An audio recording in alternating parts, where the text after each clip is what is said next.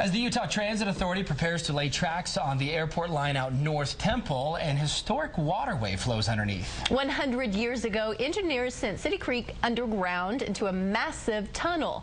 Jed Bolt takes us on an exclusive tour.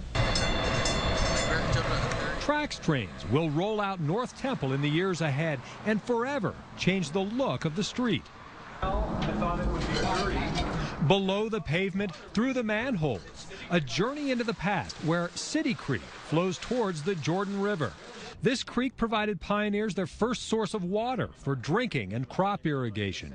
UTA needs to determine whether it can leave the aqueduct as it is. We've got about a 600-foot long section where the track would be directly over this pipe. And so we're trying to figure out with the city and the county the condition of the pipe and if it can handle the loads of the train.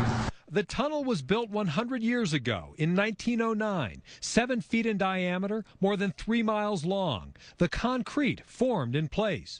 Engineers say it must have been quite an accomplishment. The aqueduct helped control high flows, which still rage through here in the spring. It goes underground in Memory Grove and collects storm runoff on the way to the Jordan River. The concrete's in pretty good shape for being 100 years old, and so there's some pits and some other things, but in general, it's in pretty good shape. That thunderous sound you hear is cars going over top on North Temple. A couple of other things that surprised me. The tunnel is extremely clean. There's no foul odor. And look how clear the water is.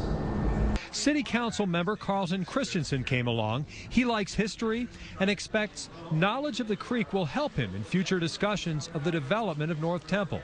He also paddled a canoe into the tunnel from the Jordan as a teenager. The conduit is pretty flat, and you can actually float up from the river sideways. I wouldn't recommend it to the kids at home, but we went as far as we dared considering we didn't have any flashlights.